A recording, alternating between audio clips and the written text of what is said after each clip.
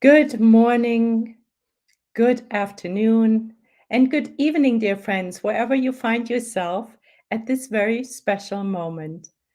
Thank you for joining the Spiritist Talk series promoted by the United States Spiritist Federation every Saturday morning at 11 a.m. Eastern Standard Time.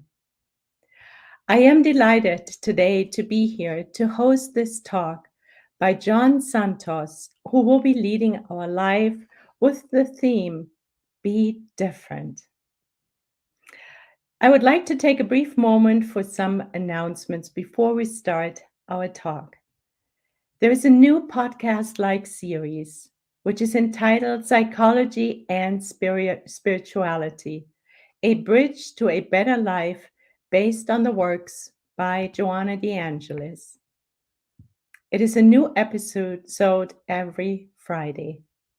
The Psychology and Spirituality weekly talks are based on the works of Joanna DeAngelis and will offer a safe space to confront, to compare, correlate, and expand spirituality concepts from a psychological lens, bringing insights, actionable tips, and real world advice to help you lead a better life.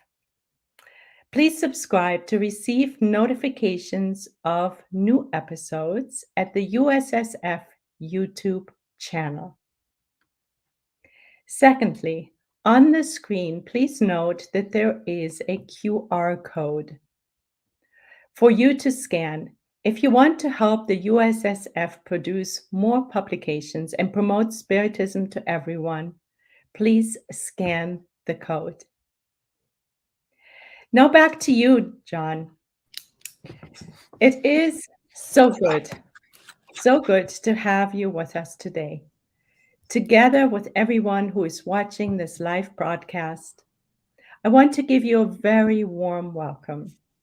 It is so good to have you here to discuss this very interesting subject, Be Different. I'm sure you are as eager as I am to hear from Jon. And before we start to enlighten you, please allow me to formally introduce Jon to you. Jon Santos has been involved in Spiritism for more than 14 years and is an active member of SER or SIR Atlanta. He's also a volunteer at Spiritist Radio. Professionally, Jon is a telecommunications engineer. He lives in Atlanta, Georgia, with his wife, Silvia, and their daughter, Sophia. And while Jon is giving us this enlightening talk, you have the opportunity to send your questions during the presentation using the chat window. Jon has reserved some time to address your comments after the talk. So, dear Jon, please take the floor. Thank you for being here. Well, good morning, everyone. Thank you for having me, and thank you for the warm welcome, Sunshine. Which, by the way, as I said offline, it's a good day that's starting. If, having someone with that name participating with us, so lovely. So today we'll be talking about be different.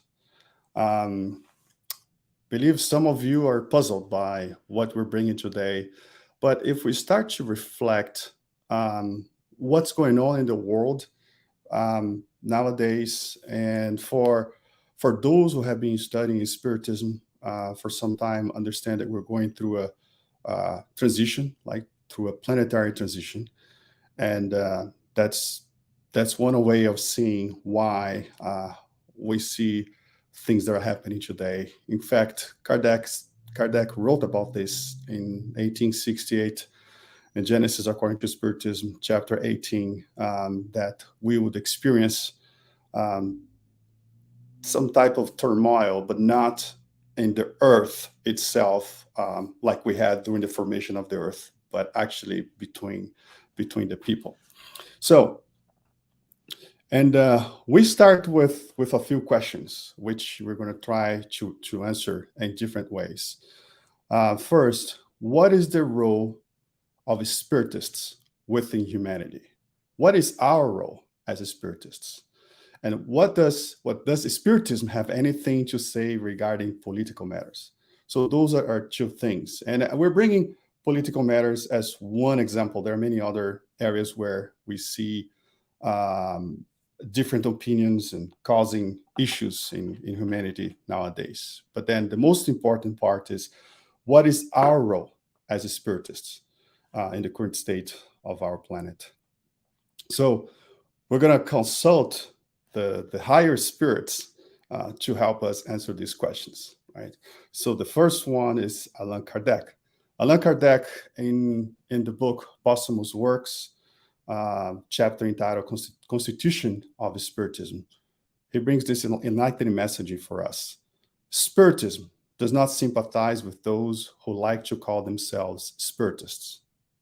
Spiritism recognizes as its followers those who practice its teachings, that is, who work to improve themselves morally, striving to overcome evil inclinations, to be less selfish and less proud, more gentle, more humble, more charitable toward their neighbor, more moderate in everything, because that is the characteristic of the true Spiritist. So if we just get the very first paragraph there, right? The Spiritism does not sympathize with those who like to call themselves Spiritism. What is he really trying to say? Because sometimes we humans tend to use labels or masks to portray an image, right? Because, for example, because someone is an engineer, oh, he must be good in math, or he must be, this and that. So it looks like, are we having audio issues? I can try to. Hello? Can you guys hear me? I can make a change here. Let me know if you cannot hear me well. We can try to change the settings. So basically, the Spiritist and Sunshine, can you hear me? Okay, so I was muted. Everything is good, Jon. We can hear. Perfect. Thank you. You're welcome. Sorry about that. So basically, the Spiritist and or Christian, because in fact, Kardec in the book The Gospel According to Spiritism, he brings one interesting phrase, chapter 17, item 4, that talks about good Spiritists. He says, Spiritism, when well understood, but especially when well felt, inevitably leads to the results listed above. Above is about the good person, all the qualities that makes the person good. So results listed above, which characterize the true Spiritist as well as the true Christian, for they are one and the same. So one and the same.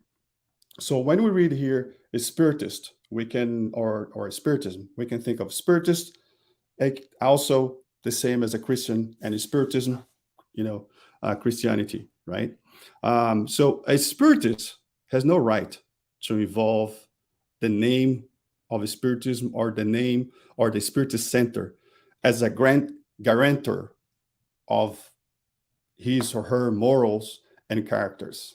The fact that you declare yourself to be Spiritist does not mean that you have good character, right? It doesn't mean.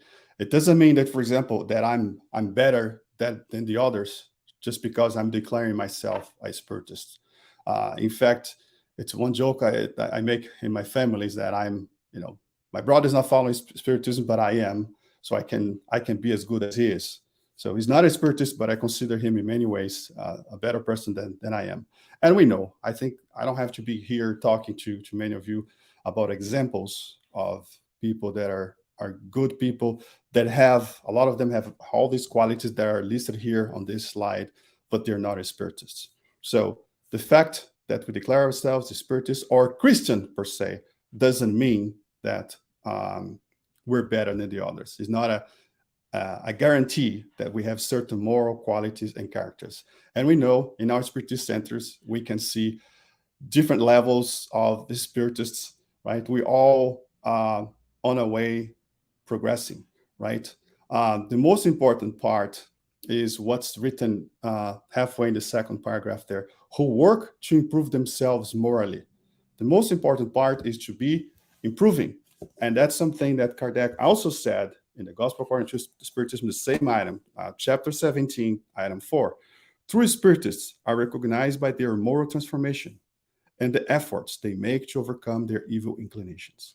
So a true Spiritist is not perfect, but it's someone who's working to improve him or herself.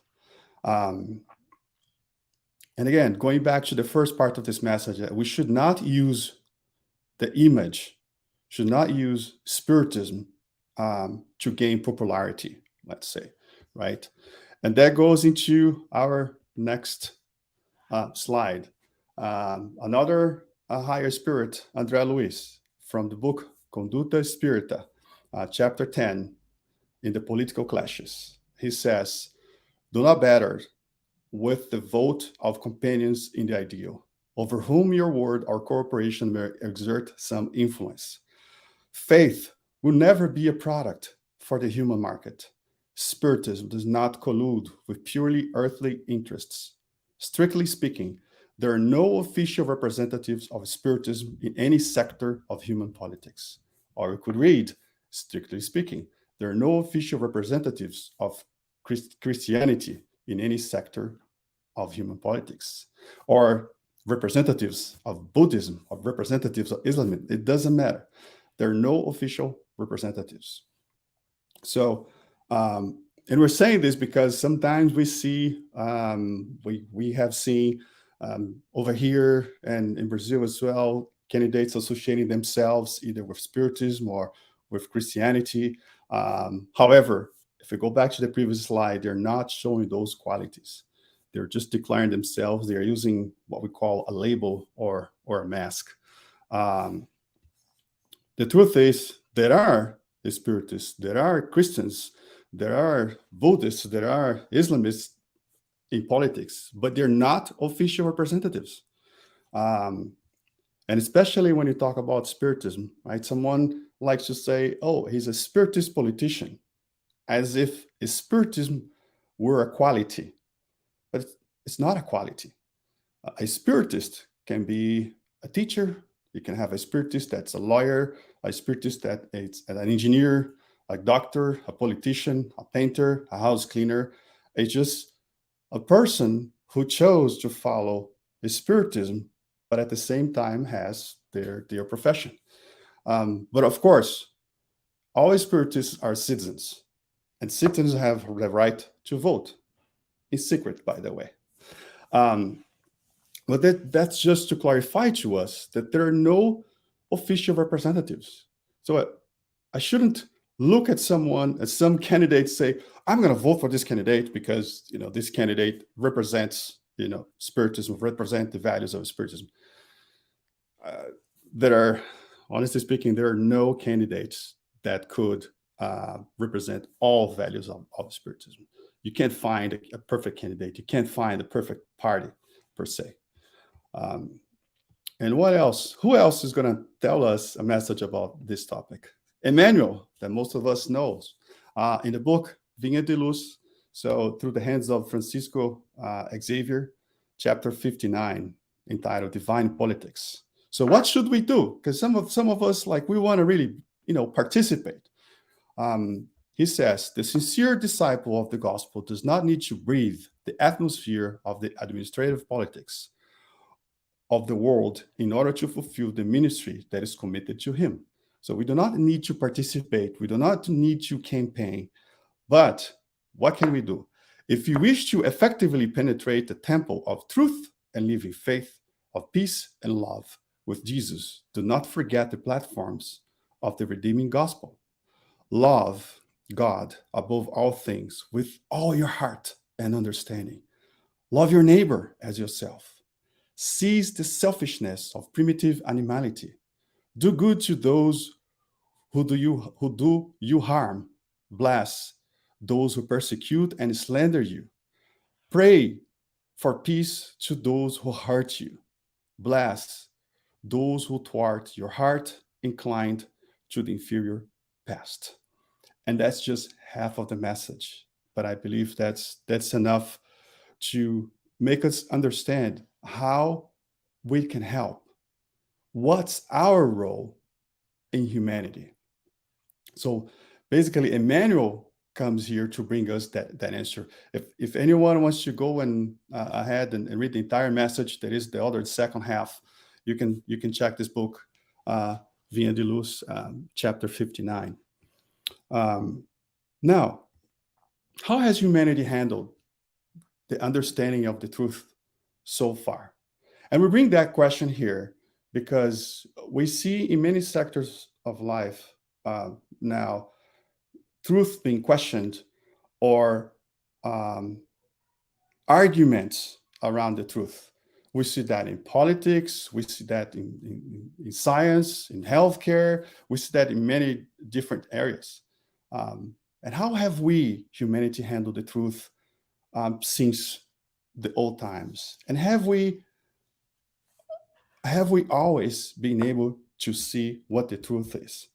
And someone recently, when we were having a conversation, told me, "Oh, that person has his own truth," and took me a while to digest that, to understand that the truth for us is relative, because really only God knows the truth entirely and absolutely, right? But the truth is relative in a sense that someone has a different perspective, coming from a different background, a different level of understanding. For that person, certain things are the truth at the time. For those who have been in Spiritism for a certain time, compare yourself 10 years, 15 years, 20 years ago. Compare yourself today versus that person from 10 years ago or 15, 20 years ago. We know today things that we're doing at certain time that they were not for our goodness. We know that today. But at the time, we didn't. We didn't know that certain behaviors that we had, they were actually harming us. We didn't know. So to us, that was the truth.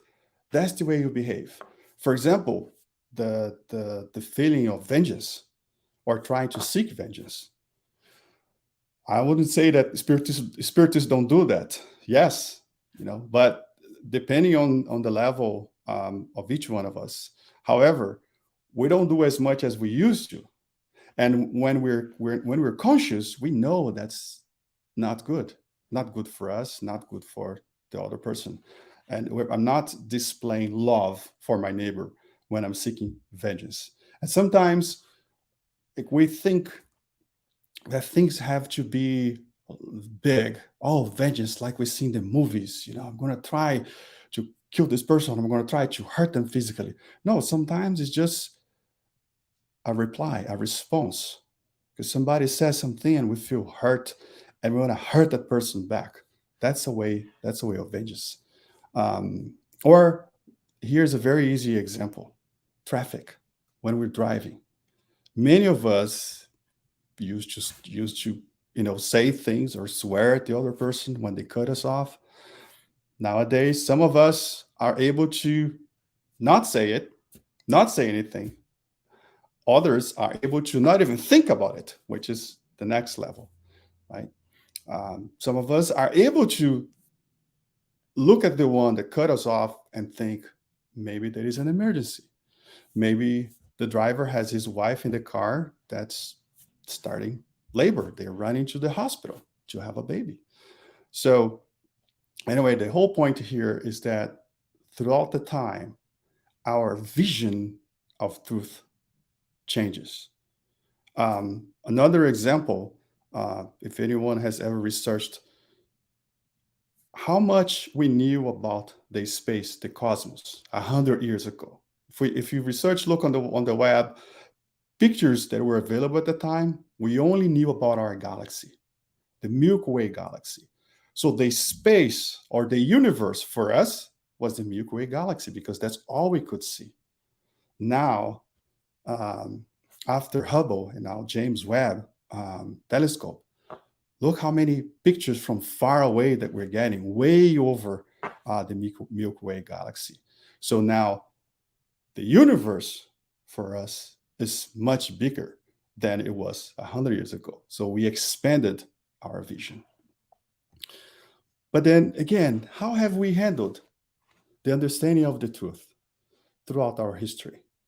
So let's go back into the 16th century. Galileo Galilei, and we're talking about the cosmos, right?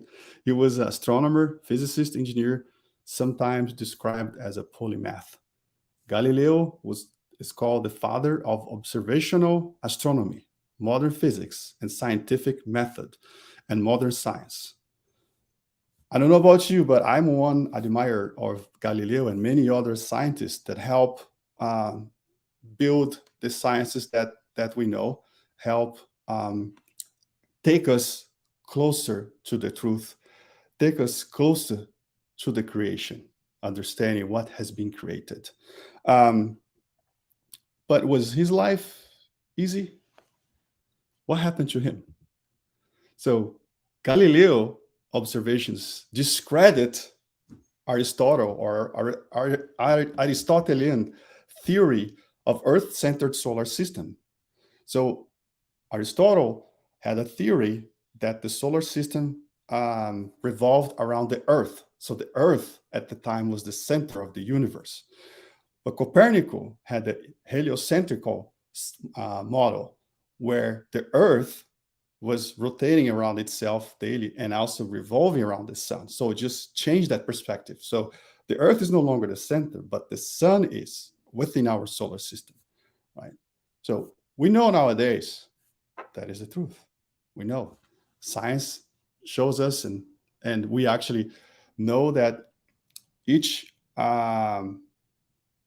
body, it's revolving around the other, right? So you have the moon rotating around the earth around the sun around the center of our galaxy around the center of the nebula, and so on. But then what happened to him? He was bringing us the truth. He was revealing, he was removing a veil and bringing us based on the telescope that he was able to build. He was able to observe and tell us, look, Copernicus was right, Aristotle is wrong. But then what happened? So the church found him guilty of heresy in 1633. So the Roman Inquisition forced Galileo to rescind his support for the heliocentrism of Copernicus because it was foolish, absurd, and heretical, since it contradicted Holy Scripture. Then sentenced him to house imprisonment. He would eventually die, still under arrest, in 1642. So we know today that he was with the truth. However, many people at the time were not ready for the truth. So their vision, their perspective was much smaller. And that's what happened many times when we have a new discovery. Because one thing is to do a theory. Another thing is to come up with conclusions based on observation. So Galileo Galilei was observing the space, observing the cosmos, and came up with that conclusion, which we know it's right. But at the time, let's try to imagine ourselves in that context where our lives, all of us believe, oh, yes, we're the center. Look, the sun is rotating around us because I see the sun rising over there and the sun setting over here.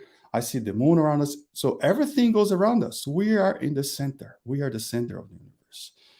And then a new scientist discovered, which Galileo come and say, hey, by the way, there was this theory from Copernicus, and now I was able to validate. He is right. So everything we know is wrong. But then he was sentenced to be imprisoned because he was bringing the truth. What I'm trying to bring here for us to reflect is that sometimes what we think the truth is not the truth. Because at the time, the Roman Inquisition, the church, and many people believed that they were with the truth. And they decided to arrest someone because they went against what they believed. And that's just one example, right? There are many other examples. Think of the time when the Pharisees brought Jesus to Pontius Pilate, and he saw he was that man was not guilty, and he decided to, in a way, to try to save him, to give another option. Okay, let's choose between him and someone else, Barabbas. And then the people chose the thief, right? A thief versus the Messiah. At the time, and some of us maybe were there, and that was our vote. Yeah, let's free Barabbas and not Jesus. Let Jesus be crucified. Now, were they with the truth? We know they were not, right? Now, it's interesting that, in fact, going back to that passage, when Jesus meet Pontius Pilate, John brings us something interesting in chapter 18, item 37. He narrates to us, Pilate said, "So you are the king." He said that to Jesus. Jesus replied, "You say that I'm the king. I have been born, and I have come into the world for this reason, to testify to the truth. Everyone who belongs to the truth listens to my voice." So Jesus being very clear, I'm bringing the truth. Pilate asked, what is the truth? And that's one question that Jesus didn't answer. That's one of the few, or maybe the only question that Jesus didn't answer when he was here. Because the truth, when in the wrong hands, can be manipulated and manipulated in a bad way. If we come to our days, there is this doctor called Caroline Getelina. She has a bachelor's degree in physiology from University of Arizona, my dear sunshine. She has a master's and also a PhD in epidemiology from the UT Health Houston. She has a newsletter. That is the address of her website that you guys can check it out. Very interesting that she posts. She tries, basically she considers the mission of this newsletter is to make science more easily understandable by normal people, if you will, by non-scientists. And on last January 20th, she has a post, the entire post that talks about this. I just brought here a blurb. The title is "The Science and Business Behind COVID-19 Disinformation and What to Do About It." And then she has this definition, which was nice, right there in the middle of the slide. Disinformation is different than misinformation. Disinformation is false information, which is deliberately intended to mislead. Misinformation is misleading information without malicious intent. Both are different than healthy scientific debate. So, and in that article, she brings to us there are truths, there are things that science in the studies confirmed, and then some people take that truth and expand it, right? Let's say, for example, someone had, for example, she gives one example where, oh, there are certain people dying after taking the vaccine. Yes, but that's taken out of context, right? All of us will die, right? In fact, I remember Des Yandoli once in our Spiritist Conference of Georgia, he said that there was a study that was proven that 100% of people who died, they were alive before. So it is a certainty that everyone that's alive will die in the body. Of course, that was a joke from his side.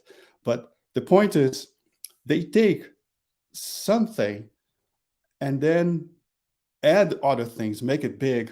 And in fact, in this article, she explained about a business person who's telling people to not take the vaccine, and for many reasons, and start having those conspiracy theories. And then guess what? He's someone who's selling supplements. So, and we heard that some people saying, "Don't take it. All you need is to take some vitamins and supplements." But guess what? He made a lot of money with that. Um, so basically, taking sometimes a tiny truth and make it big, which is no longer the truth. That's more like what's called sophism, where you say a bunch of things that are truth, but then you insert a lie in there, and people believe you, and you start making that lie bigger and bigger. And she's going to talk about as well the use of social media. But anyway, that is sometimes the problem with truth in the wrong hands, where it can be manipulated, can be distorted for gain of some people. Now, in that topic, as you see, we're trying to understand our role in humanity, and this whole debate of truth, what is truth, what's not truth. How can we know that, right? How can we know? So that is what's called dogmatic approach, and also the heuristic approach. Which one leads to growth? Which one draws us closer to the truth? Again, we cannot really believe that in our level of evolution that we're going to know the entire truth. But getting closer. How can we get closer to the truth? So, which method should we follow in order to grow, in order to get closer to the truth? So let's understand the two first. Dogmatic, characterized by or given to the expression of opinions very strongly and positively, as if they were facts. That's interesting. Some things we see nowadays, some people affirming with certainty something that's a lot of us know it's not true, but they affirm and they keep saying many times, and unfortunately there are people who believe them because the way they're speaking and because they repeat it so many times. And apparently there are people who end up believing. For example, there are people nowadays who believe the Holocaust did not exist. Imagine, it's a historical fact. And then some people question a historical fact. So, but dogmatic, it's someone who simply take an information, one book, as the absolute truth. So I read one book about a topic, and I believe that one book is the truth, says the truth. I don't go and check other books. Or sometimes, if we bring us closer, because the Spiritist speaker said, I was at the Spiritist Center, and the Spiritist speaker said something. But guess what? The Spiritist speaker is imperfect, right?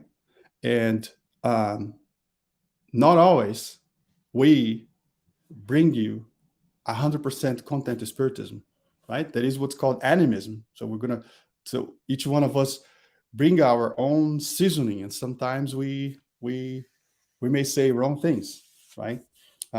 Especially when we try to go outside of a Spiritism, or sometimes it's something that's coming as a personal opinion, which we know as speakers that something that we shouldn't do. We should refrain from doing so. Or because, oh, Divaldo Franco said, or Raul Teixeira said, or Haroldo Dutra Dias said, right? Or because my preferred political candidate said so. Oh, because I saw this post on social media. Yeah, I saw on social media, so it must be true. And I saw it, many people are posting, so it must be true. So that is the dogmatic approach. I take one piece of information, and that is, and I sometimes I am the one expressing opinion very strongly, positively, as if they were facts. So I'm on one end affirming that what I saw, what I read, the information I have is the truth. Now, what is the heuristic approach? Involving or serving as an aid to learning, discovery, or problem solving by experimental and especially trial and error methods. So, as you can see, the heuristic approach doesn't have the absolute truth. Doesn't come with a strong opinion, but it seeks the truth. So it's basically the approach that science uses. And the heuristic approach, like a person that uses this approach, doubt his or her own information, as scientists do. There are scientists that they come with a theory, and then sometimes later they come with another disproving what they came first. But guess what? That first theory helped them get to the second one. If I'm not mistaken, Stephen Hawking did that. Some of you that like movies, there is a movie called The Theory of Everything. So he was seeking to understand the creation, if you will, and he came up with a theory, and then later he was disproving his own theory. And by the way, I consider him a missionary of God, even though he was atheist. He doesn't know, but as science reveals things of nature, is revealing more and more the creation, is revealing the grandiose of God, is revealing how great God is, because it's all creation of God. The more we see, the more we admire him. So science is a tool for us to understand the creation and consequently the creator. So back to the previous question, which approach should we use? Dogmatic or heuristic, right? We know, for example, those that work in mediumistic meetings, sometimes the spirit comes with a piece of information, and is that, should I take that and have a strong opinion? In fact, Kardec, in the Gospel According to Spiritism, again, the same book, he brings the universal control of Spiritist teachings, universal test of Spiritist teachings. That's the authority of the Spiritist doctrine or philosophy. Because the way he built Spiritism, imagine, so the Spiritist book has 118, 119 questions. So let's say he got one question, what is God? Which is the question number one. And let's say he got 1,000 different answers. 80% of them were saying about the same thing. The other 20% were all over the place. Okay, this 20%, it's out because I'm seeing different divergent ideas. Now, these are all together coming from different sources, from different mediums, from different spirits. So this must be the best answer, closer to the truth. So again, the first example, dogmatically, remember, one book, it is the truth. Or one person said it, it is the truth. Now, if you want to be closer to the truth, let's consult other books, many other books. Let's consult other people. I give the example of that lady, Caroline Gentilina, who has a PhD in epidemiology. And what is, while social network, social media is a good tool, at the same time, it gave kind of the same weight of voice to someone who has a PhD like her in epidemiology and someone who knows nothing about epidemiology, right? Like most of us. And then that's the problem. Some people keep, saying things that are not truth, and they kind of water down the opinion, the conclusions coming from the scientists, and that's why it's kind of easy to make people believe in certain things. And again, that article is one that I recommend reading. Very interesting that she also talks about that, why it's so easy to disseminate lies. It's much easier to disseminate a lie than the truth. But for us, having good sense, we know here between the dogmatic and the heuristic approach that the one that help us grow and help us be closer to the truth is the heuristic approach, because we're seeking. The heuristic approach is the one that helps us seek the truth. And from, I have mentioned this book more than I had planned to, but The Gospel According to Spiritism, we have a spirit called Simeon that brought this message to us in 1862. O Spiritists, never forget that in words as well as in actions, forgiveness of wrongs must not be an empty expression. If you say you are Spiritists, then be so. Forget the evil that has been done to you, and think of one thing only, the good you can do. Those who enter upon this path must not wander from it, even in thought, because they are responsible for their thoughts known by God. Therefore, empty your thoughts of any sentiment of rancor.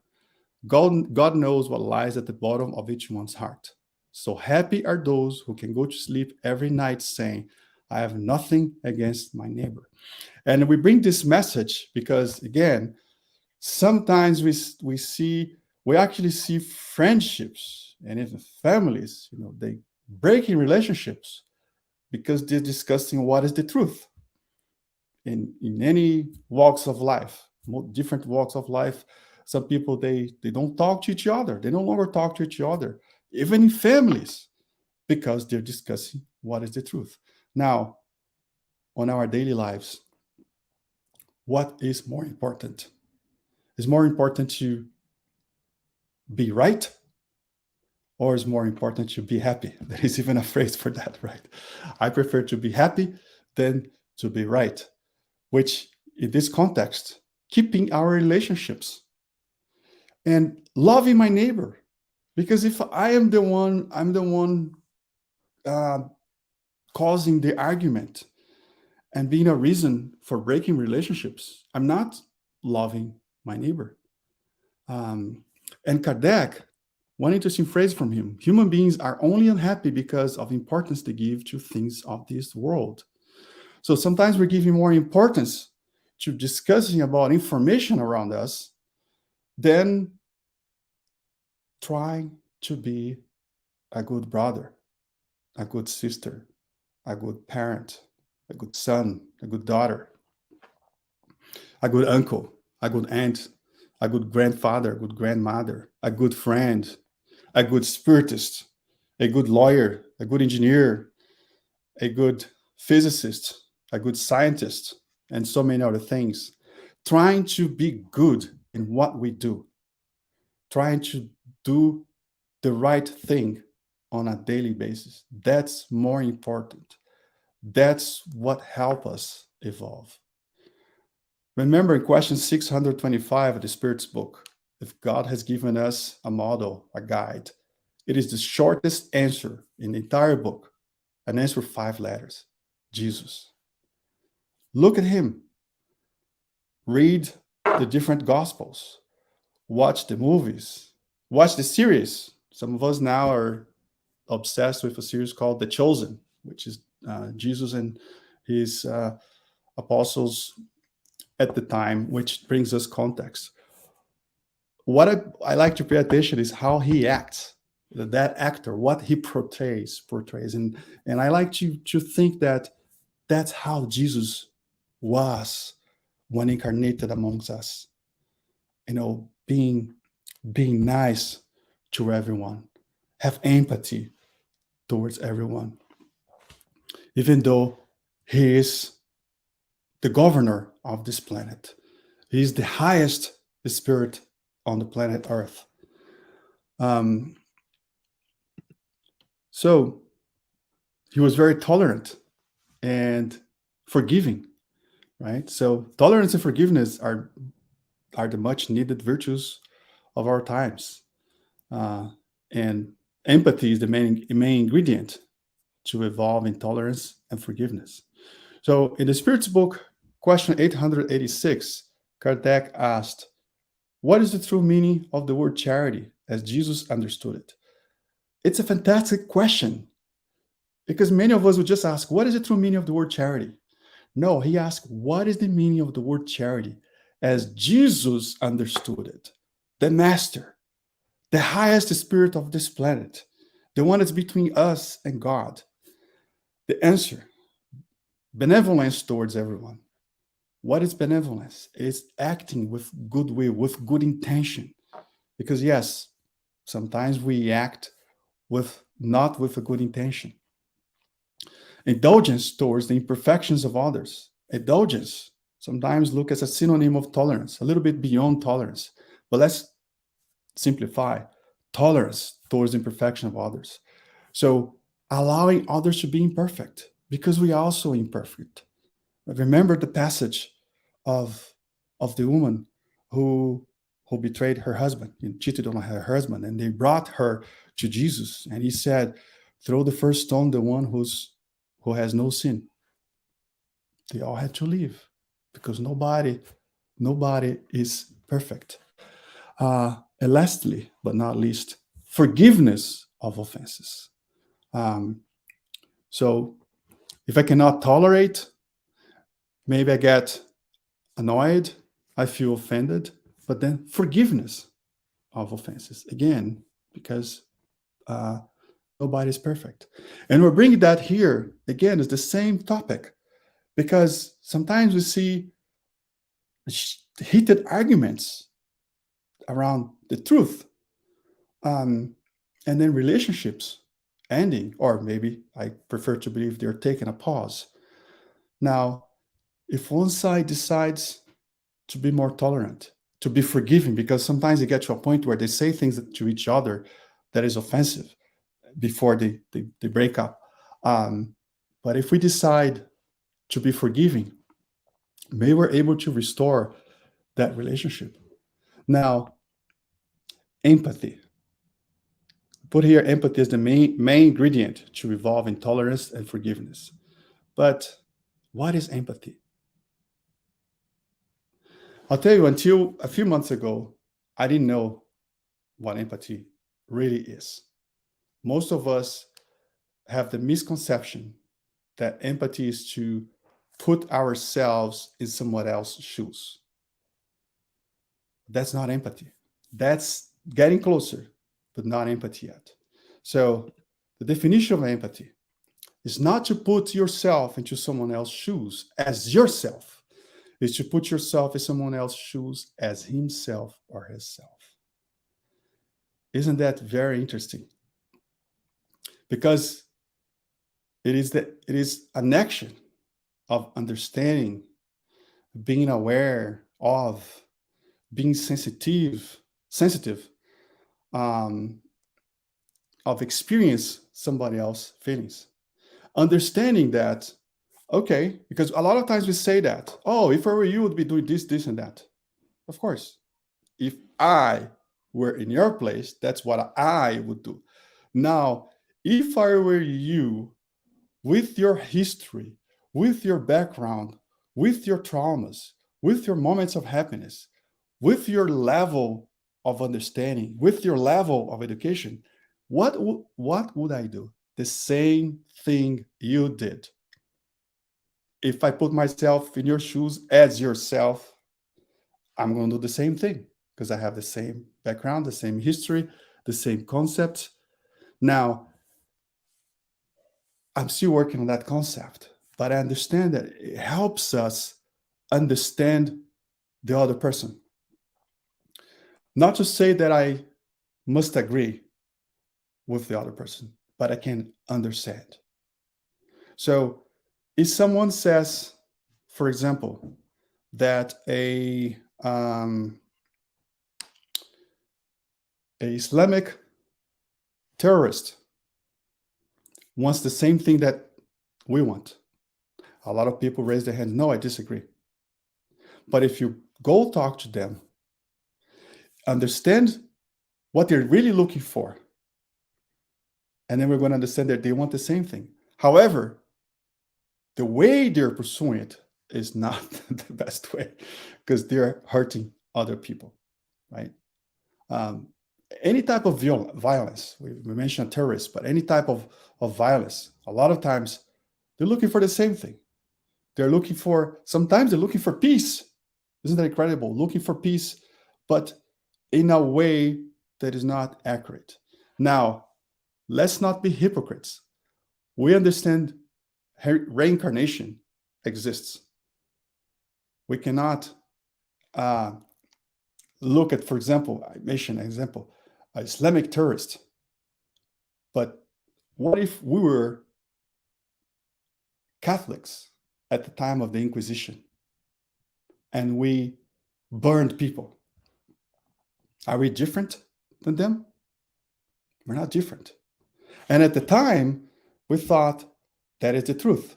You see, Galileo Galilei wasn't burned, but he was arrested. Okay, house arrest, but he was arrested. And he couldn't speak up of his discovery because he wasn't allowed. Because at the time, the church and many other people believed that they had the truth. Galileo did not. So back to this. It's an exercise we all need to do. As I mentioned, I'm still working on it. It's something that I'm starting to study about empathy. Because it's in the beginning, thought it was almost unachievable understanding, to understand, okay, if I were in your shoes as yourself, I would do the same thing. All right, I don't have to agree the way you're doing, right? But it helps me understand the other person. And empathy helps us connect, as opposed to disconnect, as opposed to ending relationships. How can we practice empathy? So for those who know me, I think, putting some kind of a process or steps facilitates how to do this. And we don't have much time, so we brought just a few examples here. But all right, what are some obstacles? First, obstacles to empathy. Advice, when we want to advise. So the person comes to us, say, I'm having this, that problem. Right away, say, I think you should do yada, yada, yada. So I'm even cutting the person off. I'm not, in a way, unconsciously, I'm saying, enough. I don't want to listen to you anymore. Just do this. That's it. Easy, right? So I cut the connection right there. The person sometimes come with that load. They want to just put it out. They just want someone to listen.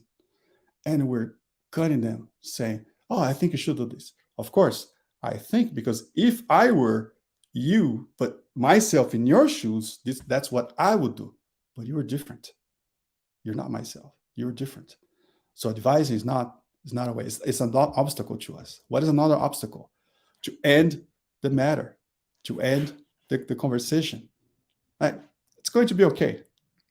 Never mind. It's going to be okay. Same thing. Like we're coming and say something is going on, and we hear it's going to be okay.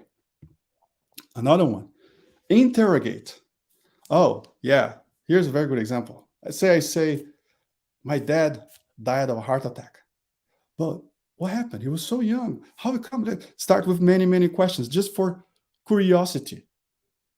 Not anything that helps. If someone tells us that somebody else they loved passed away, what should we do? We should just listen, give a hug, say, I'm here for anything you need. And questions might come later, or let the person tell whenever they want to tell. Or why didn't you take your dad to do a physical exam last year, right? Suffering competition. that is interesting. Um, we can suffer competition. It's when somebody says something and the other one, that's nothing. Wait until you hear what happened to me. Oh yes, I got into a car accident. My car is now, it's being fixed. I don't have my car for 2 weeks. How I'm gonna get to places? And the other person, oh come on, I have totaled my car. I have to go get a new car, and the insurance didn't give me enough money. Like, I'm trying to show you that my situation is worse than yours, but that's not what you want. You want someone to listen to you. Um, Another one, correcting. Correcting. So a good example is you are at the airport, right? The flight is delayed, and you have been waiting, and you have to be in some place. You have a business meeting, and then you come and say, "Come on, hey, it's been an hour already. We're waiting here, and no news." And then the agent says, it's not an hour. It's actually 53 minutes. How would you feel? Is that important? That's not what you're looking for. You're not looking for what is the correct amount of time you're waiting. What's the correct time the flight is delayed? You're looking for an explanation, and also looking for to know when your flight will leave, because maybe you can tell other people how late you're going to be, or maybe cancel the meeting, cancel the flight altogether, reschedule for next day. Yeah, that's not exactly how it happened. And lastly, showing pity. Oh, poor thing. Sometimes that's not what people want to hear. Sometimes someone was telling me something and said, "Oh, are you sad?" No, I'm not sad. I'm mad. So, but actually, that helps when we ask questions in that way, getting to the person, to understand the person. It does help. That's why a few steps: listen to understand. Really listen. We're not only with our mouth shut and letting the person talk. Listen, paying attention. So listen to understand sometimes what is the person's need, because sometimes the person is saying something, but that's not exactly, that there is more to that. Sometimes it's just a crying out for help, but the person isn't asking in that way. So it's to listen with authenticity, to be present while listening. Why do always, for example, why do you always have to make everything so complicated? So what is this person looking for? So it's an exercise. See, it's not easy, right? It's an additional exercise. So the person asks, why do you always have to make everything complicated? Make everything complicated. Is that person looking for an explanation? Or is that person looking for simplicity? That is actually the word. That's the need for that person. Simplicity. They're not looking for explanation, but actually an act to change things, change the way I do things to have simplicity. Another phrase: you can never finish the job on time. So what is the need? What is the need that is behind this phrase? Reliability, commitment. I have to show, because we know if somebody says you never finish the job on time, what can you do? I mean, you can have a discussion, but it's not going to solve. The way to solve it is that from that moment, you take action to commit that every time we're going to finish the job on time or ahead of time, right? That's going to increase the trust between the two. Next, you're always criticizing everything I do. I can't take it anymore. Husbands, wives. So sometimes when someone says that, what are they saying? What is their need? Someone says, you're always criticizing everything I do. I can't take it anymore. They're lacking appreciation. They're not feeling appreciated because we're criticizing. Now think of the opposite. You did something. For example, I do breakfast and the wife is criticizing, but the opposite side of the coin is, oh, thank you for making us breakfast this morning. Like, she doesn't have to lie and say that's delicious if it's not, but at least showing appreciation. And when we're wrapping up here in a couple minutes, paraphrasing. Sometimes, the person is saying something and we can go, I understand that. Or I see that you're feeling, for example, I see that you're feeling sad. And the person said, I'm not sad, I'm mad. But this helps because I'm trying to understand the person and then help the person tell me what she was really feeling. And then we start connecting, because the whole idea here is with empathy, we're able to connect. Or sometimes we can say, oh, you're saying this because you need da da da. For parents, we use that a lot with children, right? Oh, you're saying that your knee hurts because you want my attention. Oh, yes. And you see, that's interesting. My daughter does that. She says it's hurting something. She wants attention, but it's not, sometimes not really hurting. Sometimes it is, but sometimes it's not. And lastly, emotional empathy. We have affective resonance. So, but number one, negative. So when we get into the same level with the person, but what is not good is when we have what's called emotional contamination. Let's say someone is angry, and to show empathy, I am angry, so I start getting angry. See what that person did, and I actually help the slander. I help negative thoughts against someone else. I can say, yes, I understand. Yes, it's unfair what the person did to you, but it doesn't belong to me, right? That anger isn't mine. Those in mediumistic meetings know that. We cannot get so involved in the feelings of a spirit that comes, very sad or very angry with negative feelings. We can't get that involved. It's not useful. Now, what we can do is having compassion, which is to wish happiness to the other person. And to wrap up, because our time is up, love God, do good, be different. The whole idea with the study of today for us is to understand how we can be different than everything we see around us. We don't have to be the same as the others. If someone is there and is angry, we don't have to be angry like other people that are around us. We can be lovely. With that, I turn over to Sunshine for our Q&A. Thank you so much, Jon. Wonderful. It's really so eye and heart opening to listen to you, understanding truth better and see how we can be different. So we would like to open this moment to some Q&A. Are you available for this now? Yes, I am. Good, excellent. So here's the first question by the U.S. Spiritist Federation.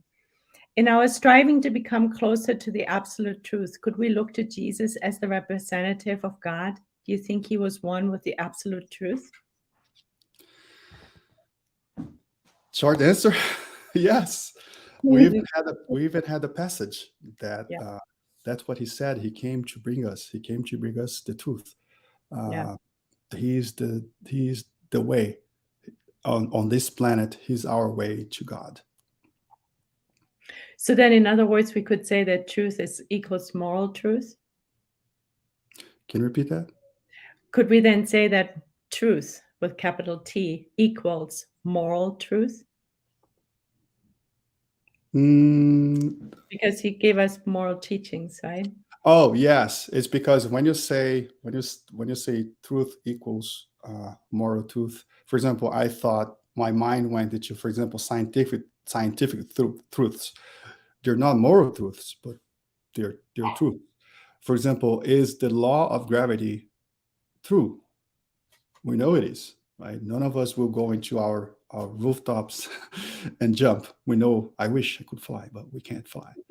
That's not a moral truth, but it's natural truth, if you will. Mm-hmm. Mm-hmm. Yeah, great. Thank you, Jon. I'm sure there is another question by Glausio Pessoa. He's a professor of engineering. He says, how to show empathy to those who wish us harm. All right, Glaucia. Glaucia's our buddy here in Georgia. Mhm. Uh, it's an exercise, as I mentioned. I think all of us, I can say Glaucia, for example, I don't know Glaucia for 20 years. No, I don't know you for 20 years, Glaucia. It must be like 15 or so. But think about yourself 20 years ago, or 30. I don't know how, when you started Spiritism, or when you started on this path. But we know that back there was much harder to show empathy to those that wish us harm. Now it's becoming less and less harder. And with this study specifically, what we brought us here today, um, try to listen, try to understand. It's one thing for that we do, for example, in Mechanistic meetings. Um, sometimes you can come a spirit that I remember, for example, one time came and looked at me and said, "I see so much darkness," and I did something to him in the past, and he hated me for that, right? And I'll tell you, for a second, like, why is he saying that I'm all darkness? Like, I'm looking, I'm trying to do something better. But it's listen, like we explain here. Listen, try to understand what is behind there, and try to wish them love. Like Jesus taught us, love our enemy. Of course, it's a different feeling to the enemy, to someone who wishes harm, than someone who loves us.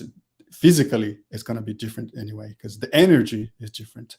But if you want to see the darkness or evil go away, the way is to love. That's why we're taught to love, and that's one of the phrases we read in one of the slides as well. Love those who persecute you, right? And sometimes even be thankful, like thanking God, or thanking Jesus, because all right, this is an instrument. This person is an instrument of my improvement, because they're trying to harm me, but okay, I I don't wish you any bad. In fact, in that way, I'm even stronger, if you will, spiritually speaking, because I'm not wishing any bad. So my energy is not attuned, is not in the same vibrational level as the other person, right? Thank you, John. And it doesn't mean that, I mean, we can be empathetic to somebody who wants to or has harmed us. Doesn't mean we have to cohabitate with them, right? Exactly. Yes. So those are two That's different Sunshine. That's a good point. That's being different. things. If we're not uh, cohabitating, as you use the word, we're not having the same feelings. We're being different, because most people, you have someone with animosity. I'm going, is the fight or flight. I'm going to fight, right? I'm going to have the same. So now, if I don't do that, just look at Jesus is the example, being crucified and asking God to forgive those because they didn't know what they're doing. Like, imagine many of us in his shoes. Like, if I were Jesus as myself, I don't want to say here what I would do. I would not be as close to Jesus. I think most of us, people that 1 week earlier, they're like, you know, doing a party because Jesus arrived, and then a week later saying to crucify him and then being crucified. I think most of us in our level will not be capable of doing what he did. But I think at least if we drink the water of peace, as André Luiz teaches us in the book No Solar, sometimes it's helpful. When sometimes I think of saying something that's going to hurt someone, then I take a sip. At least I didn't say it. The next step is to not even think about it. Exactly. Thank you. There is a book by Alberto Almeida on forgiveness that we're studying at Divine Light Spiritist Group. And he speaks of the meta intention of people, of everyone, that is always good. So even a serial killer apparently has a positive meta intention behind it. And even if it's just for them to alleviate their inner excruciating pain. So I find that also very interesting, helpful perspective, because then we can feel empathy even towards the most dangerous or violent person on planet Earth. Yes, Yeah. yes. See, sometimes our reason is the same, but it's just some of us are doing the wrong way, It pursuing that doesn't, wrong way. right. It doesn't come out right. Yeah. So do we have another question? Yes, look at this. By the United States Spiritist Federation. Would you say that empathy and understanding will get us closer to the truth? So, with empathy and understanding, we're able to connect with the person, and then we're able to listen. We're able to get more information about each person versus making my own assumptions and right away giving one of those answers, right? Oh, yeah, it's going to be okay. Or no, do this, do that. So I stop listening. When I stop listening, I have less information and I'm leaning towards the dogmatic approach, right? I'm not open to absorb more information. So I would say the answer is yes. With empathy and understanding, yes, will get us closer to the truth, because we're gonna be able to listen. We're gonna be able to acquire more more information. Yes. Thank you.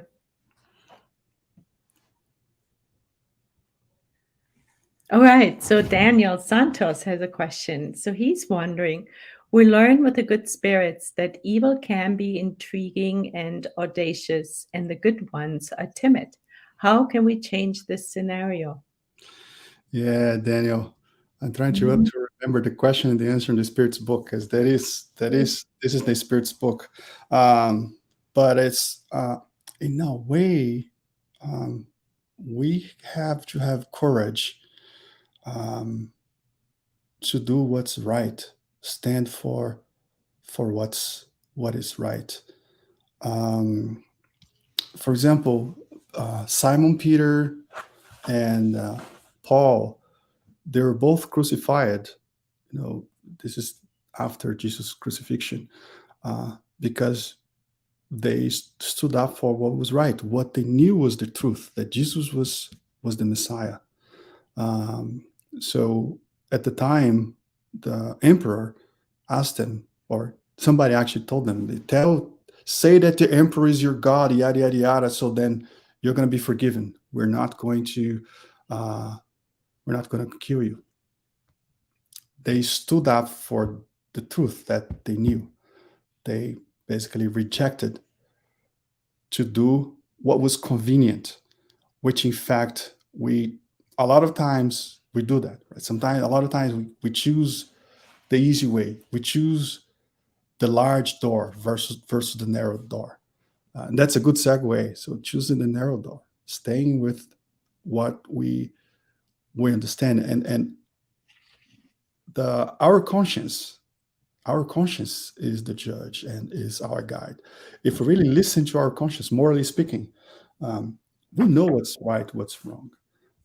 In relationships, we know that if I am angry at someone, it's not good. Sometimes some of us even feel after a discussion, after a disagreement, a heated disagreement, we feel we feel our body that's we're not having good feelings. So that tells us it's not the proper way to act. And again, piggyback on Glaucia's question is again love. The short answer is love. Like we had in the last slide, love God, do good, love your neighbor, to be different. Just like Jesus at the time, and yes, at the time he wasn't understood, and he was crucified because he brought new concepts, bringing the truth. But a lot of people are not ready for that. So then we know the end of that story. But of course, we know he's not dead. He's still governing our planet and being our path to God. Thank you so much, John. We're feeling it in our hearts and we know the path. So it sounds easy, but we will practice every day. Yes, it's very easy. All of us have it here. The hardest to bring it here. It's just just two two palms of hand between Exactly. the brain and the heart. But once you can get that in our heart, get the gospel in our heart, that's the manual. Um, then we're going to be closer to God, closer to the truth. Yes. And thankfully, we have this gift of our incarnation to practice. So wonderful. Thank you so much for clarifying the subject to us and setting us on the straight and narrow one more time. Thank you, Jon. Thank you, Sunshine. It was Yeah, wonderful to be here today. yeah. Thank you for being here. And we also thank everyone who watched today's talk and those who have been following our weekly Spiritist Talk series. Next Sunday, it's February 18th at 11 a.m. Eastern Time. Please don't miss our next live when Yasko Arakawa will be discussing spiritual environment of our home. So, Jon, would you be willing to guide us in a little closing prayer? Yes, I can do that. Thank you. Let's close our eyes, relax our bodies, elevate our thoughts to God, thanking Him for our health, thanking Him for the sun, thanking for the air we breathe, for the plants that generate oxygen, thanking for our friends. Thank you, God, for our families, for our neighbors. Thank you, God, for our homes.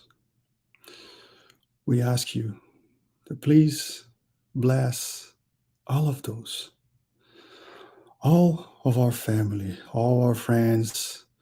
Bless our neighbors. Bless everyone that we come in contact with today. We ask you to have the inspiration, your inspiration, to be different. At least let's push the envelope today, trying to remember the teachings, the studies that we had, put it into practice. Being gentle, being kind, pursuing to be better. Today, be better friends, better parents, better brothers and sisters, better sons and daughters. Be better in all walks of life. Better than ourselves yesterday, comparing us with ourselves yesterday. Bless all of those that are listening today or they're listening to this lecture at some other time. Bless our friend Sunshine.